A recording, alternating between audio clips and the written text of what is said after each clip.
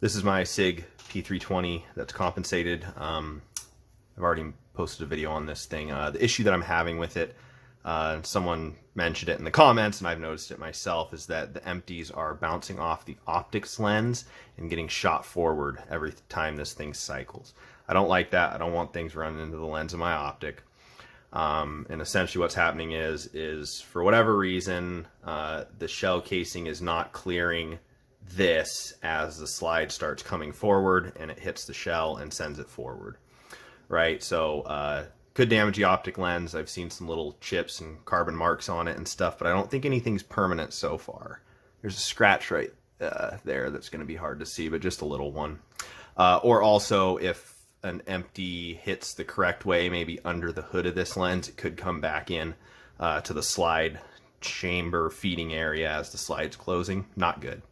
So I'm going to take this to the range and I'm going to attempt to tune the recoil system on it. So I don't care what setup works, but I just don't want empties bouncing off the optic lens anymore. And so I have the Armory Craft non-captured recoil system. For that I have 11, 13, 16, and 18 pound springs. This is the factory recoil guide rod and spring. And I picked this up, the DPM recoil reduction system. It was recommended by someone in the comments. I had my eye on it as well. And in addition to that, I've replaced the extractor with an Apex tactical unit. And also I inspected my ejector to make sure it wasn't bent or damaged, which is a problem on these pistols. So I'm going to take this to the range. I'm going to try out all these different recoil springs in this recoil system with its different springs with my 115 grain aluminum case blazer range ammo. It's the lightest load that I shoot, and it's very reliable and consistent, so I feel fine doing the testing with it. And also something that I need to keep in mind with this pistol that I've learned since I published the first video, since this is a military contract overrun SIG M18 and not commercially available P320. This actually has a thicker slide profile and more mass to the slide, as well as a stiffer recoil spring. I also think the barrel's a bit different, but I've replaced the barrel with this Zafiri Precision one so I can run the compensator. And I believe the reason they do that is that the Armed Forces shoots nothing but plus P 9mm ammunition, so they kind of beefed that system up for that contract. So anyways, gonna go to the range, try to get this thing dialed in and make it so empties aren't bouncing off my optic.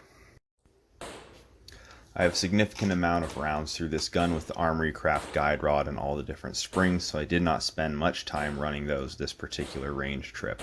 I just ran a few rounds with each spring to confirm what I was seeing previously and get some short video clips. The 11-pound spring produced the best ejection action. I have slowed all these clips down to 2/3 speed so it's easier to see the flying empties. I spent more time shooting with the DPM system and springs this range trip, as that was the newest untested hardware. None of the included springs with the DPM guide rod produced ejection better than the 11-pound Armory Craft spring. There is no indication of spring weight in the instructions with the kit, but they are all different lengths and different colors, which I specify in the title cards. Specifically in all these clips, I am looking at how many rounds out of the first 4 shots hit the optic lens and get sent forward. The last round obviously won't get hit by the optic as the slide locks to the rear, so this may be an indication of ejection force. Most of these were not flung very far, nor was there a big difference between the last round ejection distances.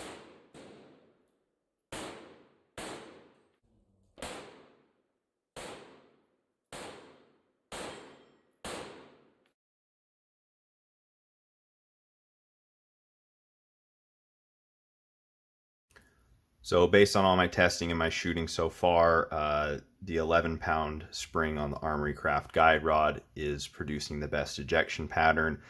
That is that the least amount of rounds coming out of the firearm once they're fired are hitting the lens and being sent forward. So I'm going to continue my testing with this guide rod and recoil spring specifically, and put more rounds to it, because I know sometimes springs take a little bit to take a set or break in. So with the DPM recoil system, I didn't see any appreciable difference in performance with any of these different springs. There's nothing in the instructions that come with this that say what force these are, and I think they're all the same. They're just slightly different lengths, which of course would change the preload force that's on them once you stick them in the gun on the recoil rod. Also, just squeezing them by hand, they all feel the same to me. So what I'm going to do is my next round of testing, in addition to the 11-pound Armory Craft setup, I'm going to take one of these springs and I'm going to cut a coil off at a time. And I'm going to start with the shortest one because, you know, I didn't get good ejection with this, and I didn't get good ejection with the longer one, and there's an indication that I need really light springs for this pistol. So I'll cut one coil off at a time with some side cutters at the range and test it to see how the ejection pattern behaves and reacts to those changes. Another thing I'm looking into is what my ejector's doing, and you can see here this little mark is where all the aluminum cases of the ammo were hitting on its way out. So I think that's an issue. That kind of indicates to me that maybe the face of the ejector is not quite at the right angle, and certainly if casing is hitting here, that could slow it down and put it in front of the optic lens as the slide comes back forward. It could also bounce off of this and maybe up into the way of the optic lens. So I think what's happening is we're kind of ejecting like, you know, this or this when we kind of need to be ejecting more up at this angle. So I've got a magazine loaded with snap caps,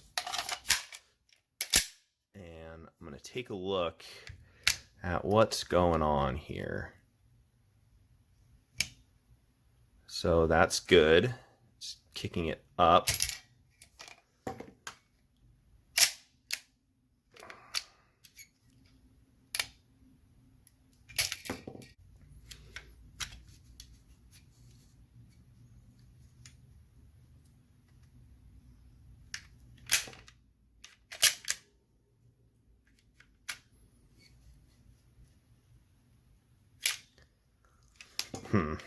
My guess is that this ejector is not hitting the case low enough.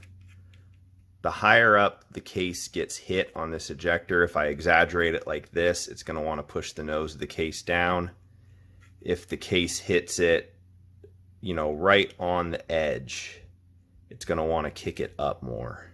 Similarly, if it's, you know, again, exaggerated, if it's over here, it's not going to want to push it one way or the other, but if it's way over here, it's going to want to kick it more this way.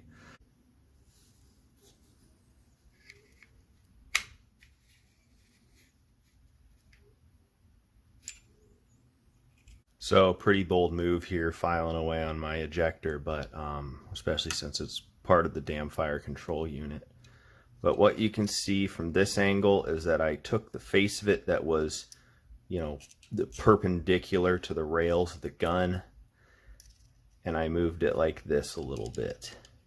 And so what happens, it's going to happen now, when the case comes back, it's going to hit on this outside portion right here first. So it's going to hit the farthest out that it can on the case and want to kick it this way more. And then similarly, see if I can get it to focus there. I took this straight face and angled it back slightly like this. Hopefully you can see that. And so as the case comes back, the part of it that's going to hit first is the very bottom of that ejector, meaning the case is going to want to come up as much as possible. So since I have a pretty good baseline with the Armory Craft setup with the 11-pound spring, I will be able to take this to the range with that spring installed and evaluate if the changes that I've made to the tip of this extractor have changed the ejection pattern at all. Unfortunately for this round of testing, I had run out of my aluminum case Blazer 115 grain and I couldn't get my hands on any more. So the ammo used here is brass case Blazer 115 grain, which should be almost the same. Again, all of these clips have been slowed down slightly, so it's easier to track the empties. As you can see, the ejection patterns are much better. The only change to the gun between these tests and the first test was the ejector modifications. I have not cut any coils off the DPM Silver Spring yet, and all the other springs are the same. At this point, all of these ejection patterns are what I would consider good, and only a couple rounds got sent forward, and not nearly as violently as before. After shooting these 3 setups, I went with the Armory Craft 13-pound springs. That is what made the recoil feel the best to me and sent the empties the distance I was hoping for in the correct direction. So if you're dealing with empties bouncing off your optic lens on your P320, take a close look at that ejector. Thanks for watching.